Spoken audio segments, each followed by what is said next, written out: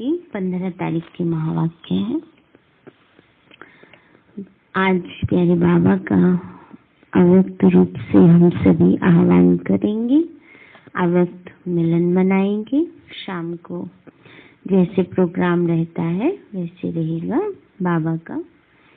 TV में सभी देख सकते हैं, पीस ऑफ माइंड चैनल पर।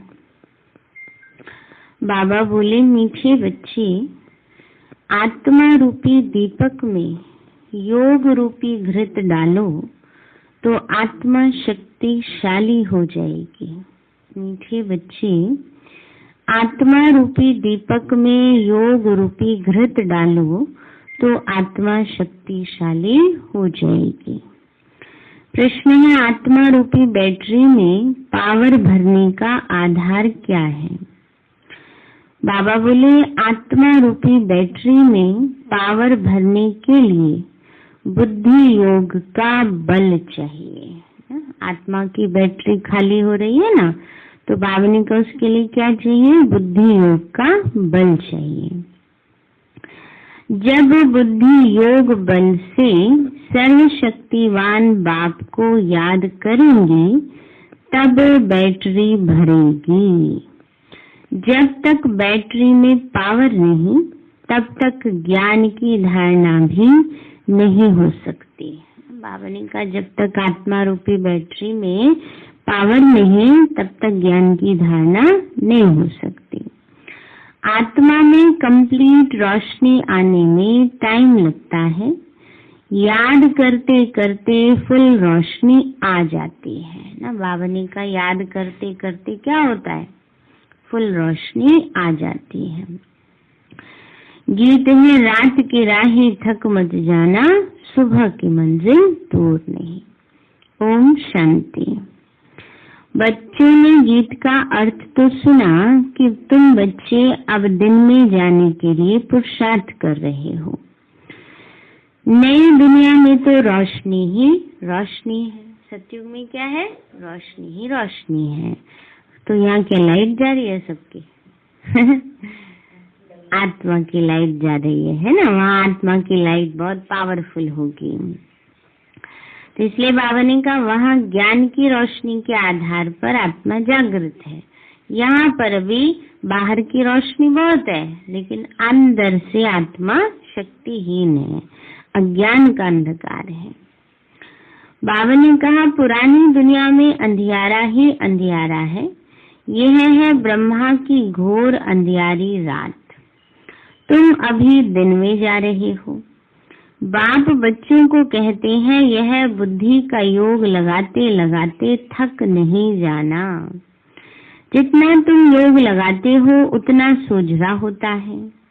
आत्मा रूपी दीपक की ज्योत जो उझाई हुई है वह आती जाती है। उस बिजली में तो फट से करंट आ जाती है, परंतु आत्मा में कंप्लीट रोशनी आने में टाइम लगता है। बाबा कहते हैं उसमें तो फट से करंट आ जाती है, लेकिन आत्मा की बैटरी भरने में टाइम लगता है। और वैसे भी जो पुराने वाले मोबाइल्स होते हैं उनको चार्जिंग जो है देर तक चलती है, पर चार्ज भी देर से ही होते हैं। आजकल वाले आजकल जो नया वो आ रहा है उसमें तो फटाफट चार्जिंग हो जाती है ना। तो बाबा कहते हैं लेकिन आत्मा की बैटरी इतने समय से खाली हो रही है, 2500 वर्ष पूरा ही कल्प लग गया खाली होने में, तो भरने में थोड़ा टाइम तो चाहिए ना। तो बाबा कहते हैं बच्चे, बुद्धि का फट से करंट आ जाती, परंतु आत्मा में कंप्लीट रोशनी आने में टाइम लगता है। अंत तक फुल आ जाएगी।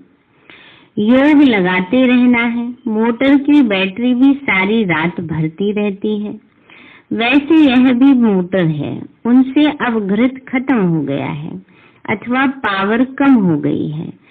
बाबा को तो पावरफुल सर्वशक्तिवान कहा जाता है ना।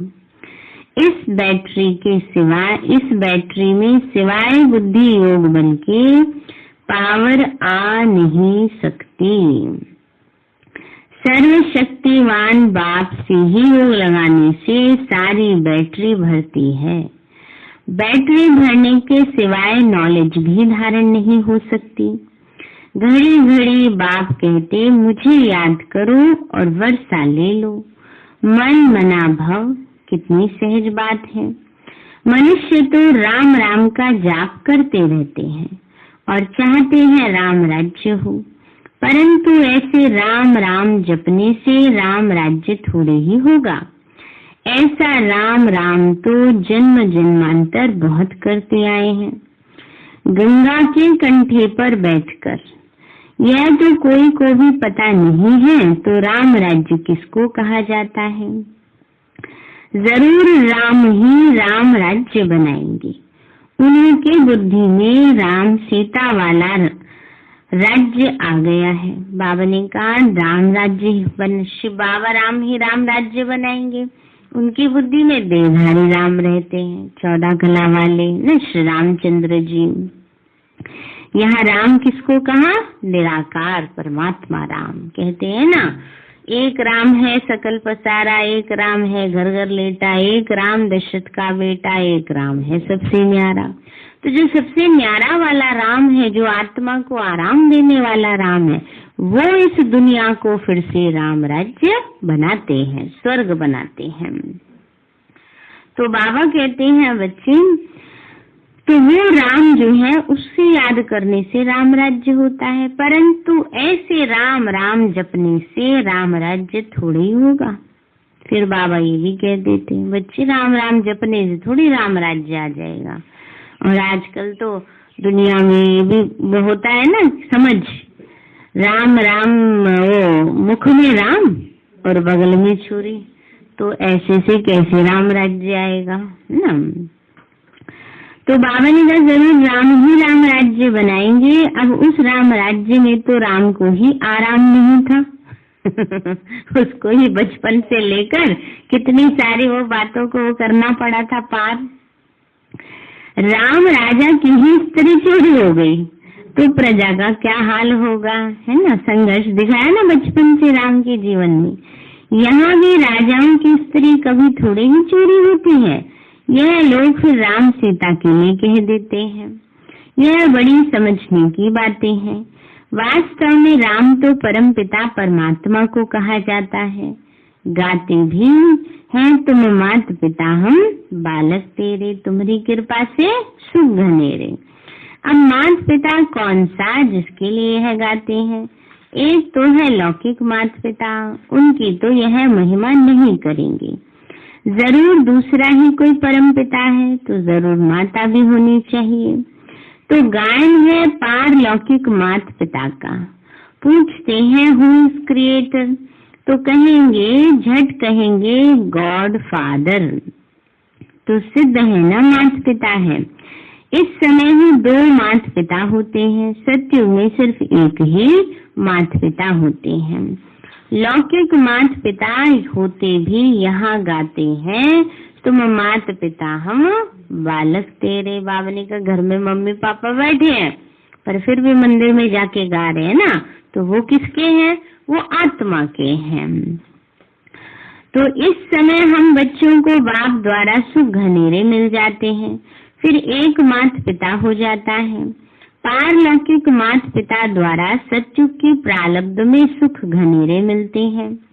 उस मात पिता का ही गायन है, फिर भी ऐसे बाप को बच्चे याद करना भूल जाते हैं।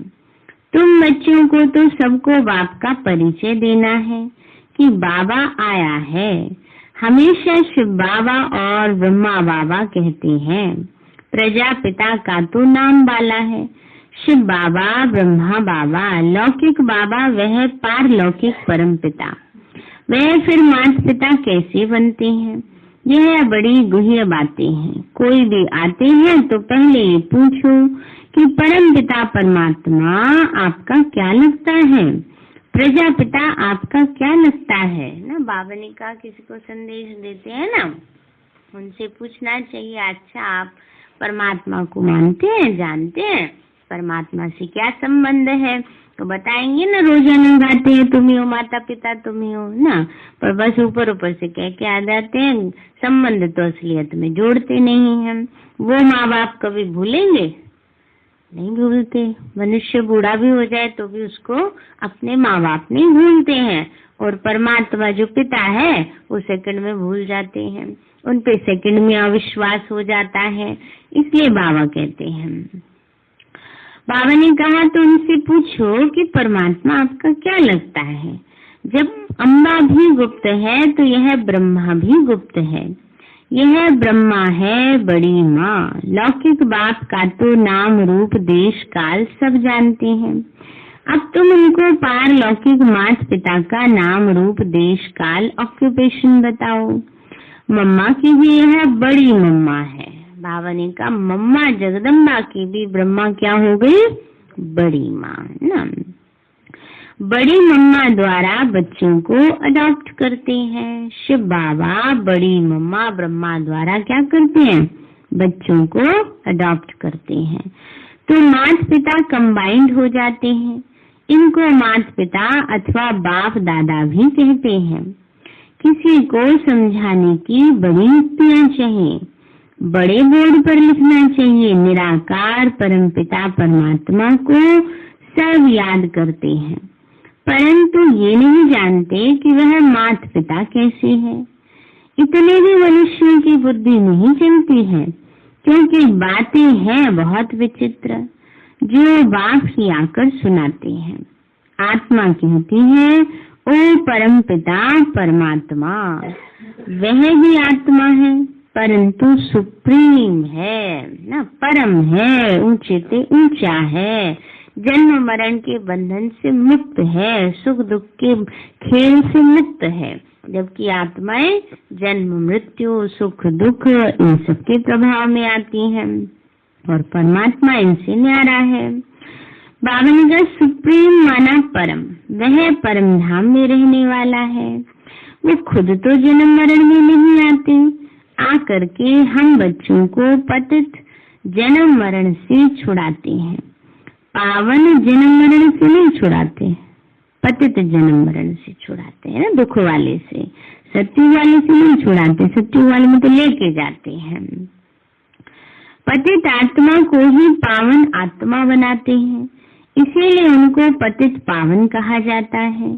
मनुष्य तो राम सीता का भी अर्थ नहीं समझते। वास्तव में सब भक्तियां सीताएं हैं, याद करती हैं एक साजन परमात्मा को। बाबा कहते बच्चे इस समय सारी दुनिया में रावण का राज्य है, सिर्फ लंका में नहीं। बाबा ने कहा सिर्फ लंका में रावण का राज्य नहीं था, परंतु सारी दुनिया में ही आज रावण का राज्य है। क्योंकि रावण की लंका थी तो सोने की, पर रहते तो उसमें राक्षसी थे। ऐसे ही आज दुनिया कितनी सुख सुविधा संपन्न है, पर रहने वाले लोगों की वृत्तियां राक्षसी बन गई हैं, आसुरी बन गई हैं। रावण को जलाते भी यहाँ है, लंका हिंदुस्तान में नहीं है, वह तो बौद्धियों का अलग खंड है। तो इस समय सारी दुनिया रावण के बंधन में है। बाबा ने कहा इस समय क्या है? सारी ही दुनिया रावण के बंधन में है। सारी दुनिया में रावण का राज्य है। आधा कल्प है राम राज्य और आधा कल्प है रावण राज्य। आधा कल्प है दिन और आधा कल्प है रात। यह सब बातें बुद्धि में रखने की है। इस समय तुम रावण पर विजय पा रहे हो।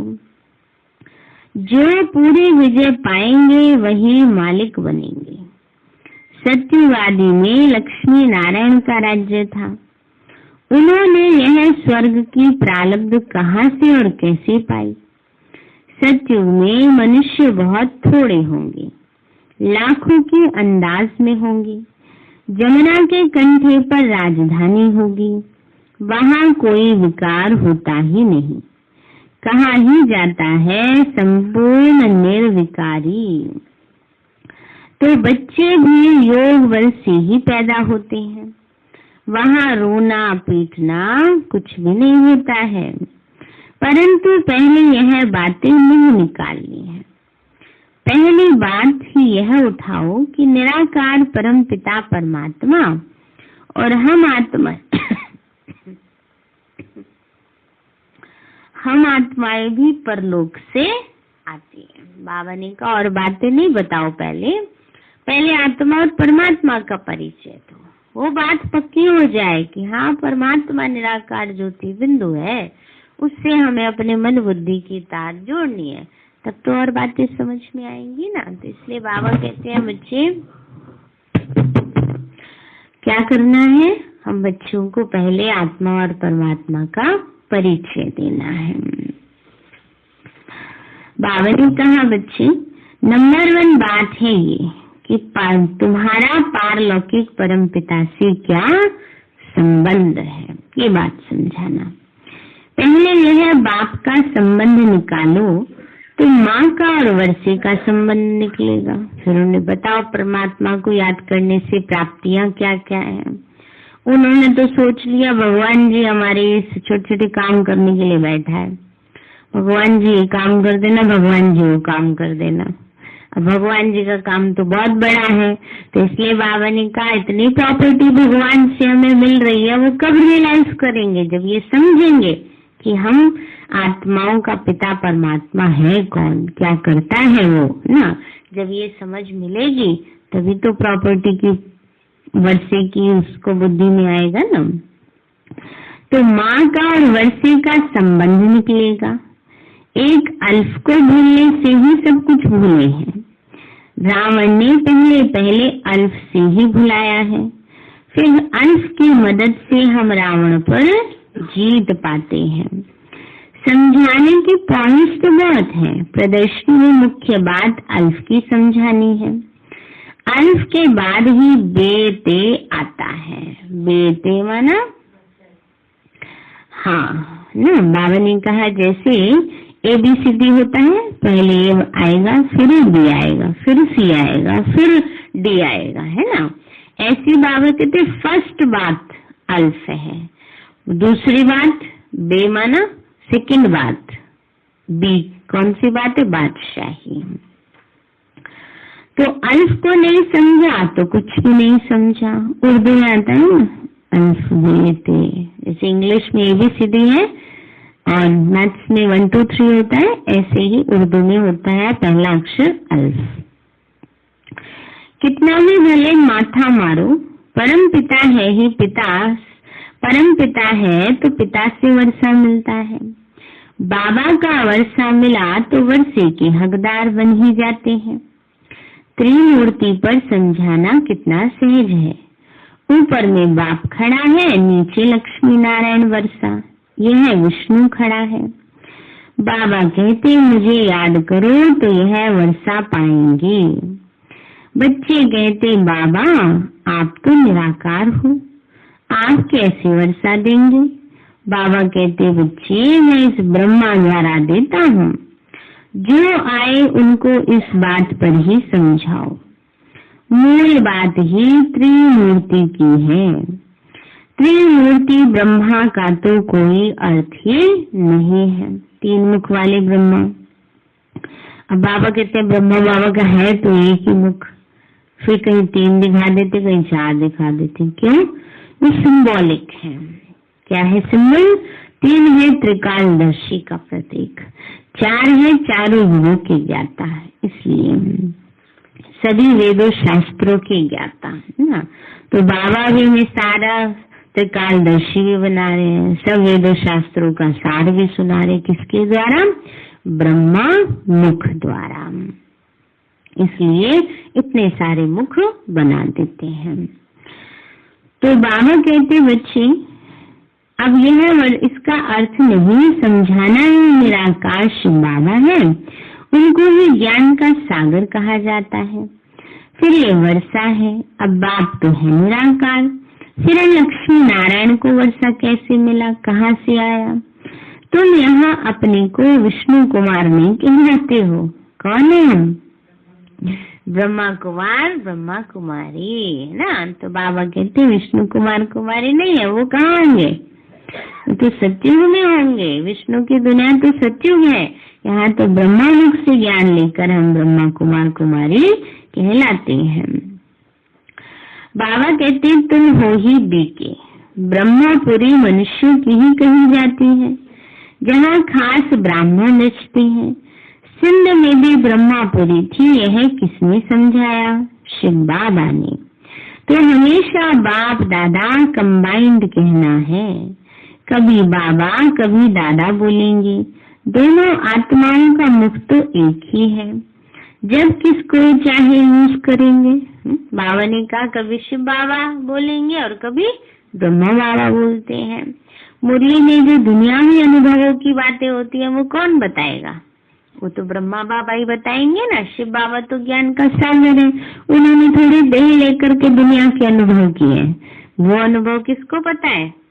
ब्रह्मा बाबा को, है ना। जैसे कई बार बीच में आता है ना, बच्चे मैं भी बड़ी मेहनत करता हूँ, बाबा को खाता हूँ गिट्टी, मैंने टुकड़ा खाता हूँ एक, और फिर तब तो याद रहती है, दूसरे में भूल जाता हूँ, है ना।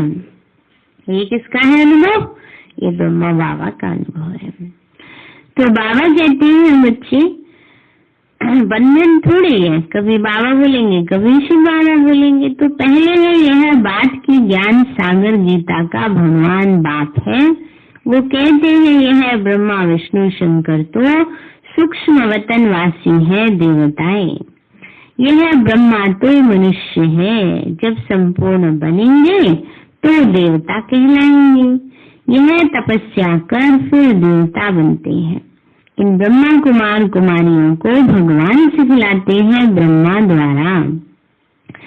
चित्रों पर अच्छी नीति समझाना है, समझानी बहुत सहज है। ये शिव बाबा है, ये वर्षा है। लक्ष्मी नारायण क्या है?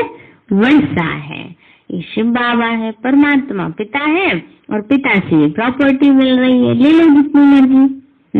क्या करना है? बस क्या करना है? याद करना है, धारणा करनी है तो करना है बस, और थोड़ी कुछ करना है ना। तो बाबा कहते हैं बच्चे यह शिव बाबा है, ये वर्षा है, ये शिव तो निराकार है, इसलिए ब्रह्मा द्वारा देते हैं। ब्रह्मा द्वारा ही स्वर्ग की स्थापना, जरूर अभी ही राजयोग सीखते हैं यह बनने के लिए।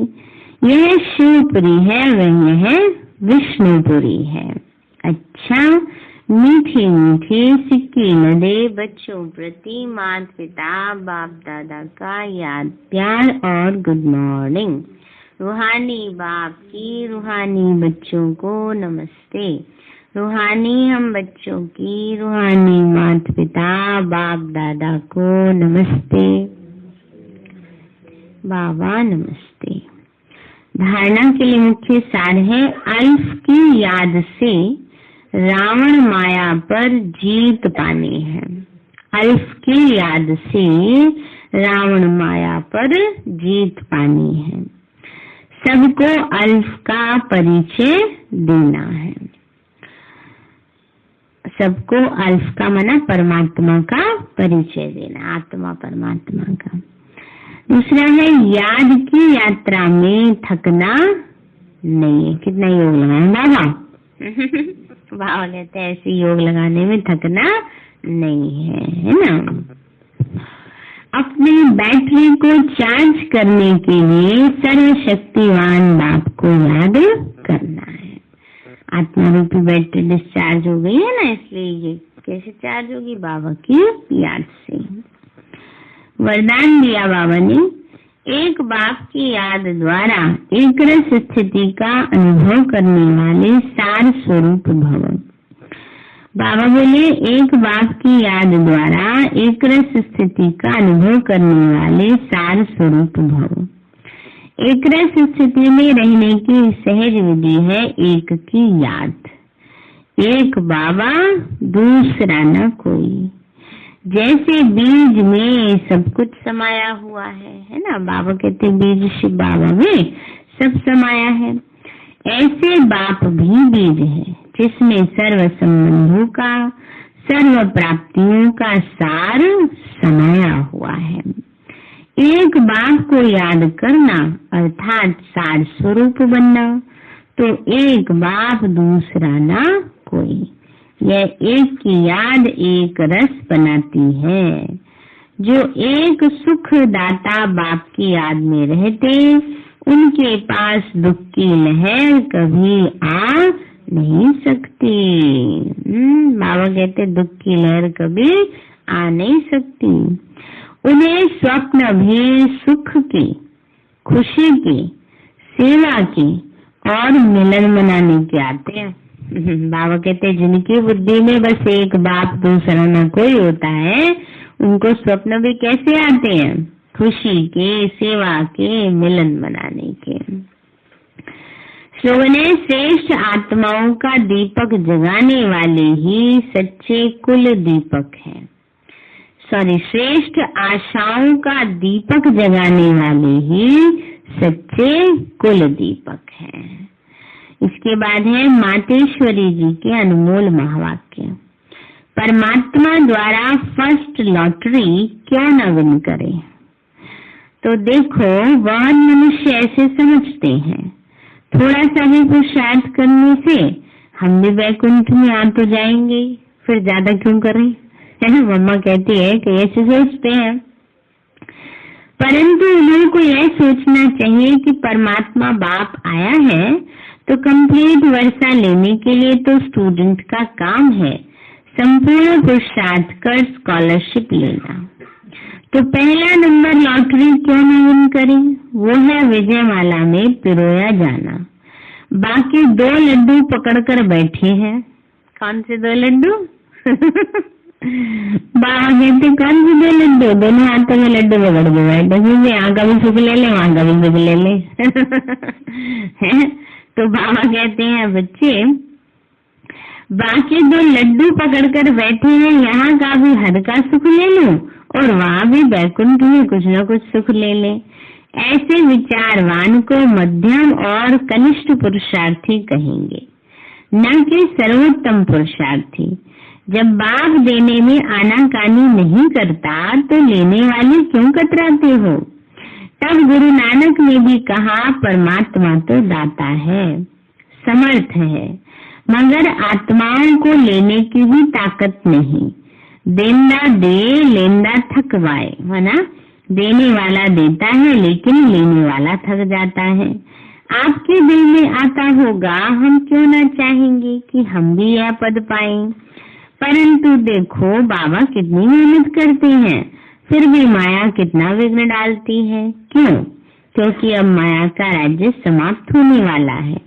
अब माया ने सारा सार निकाल दिया है, तब ही परमात्मा आते हैं, जिसमें सब रस समाये हुए हैं, जिससे सभी संबंध की रचना मिलती है।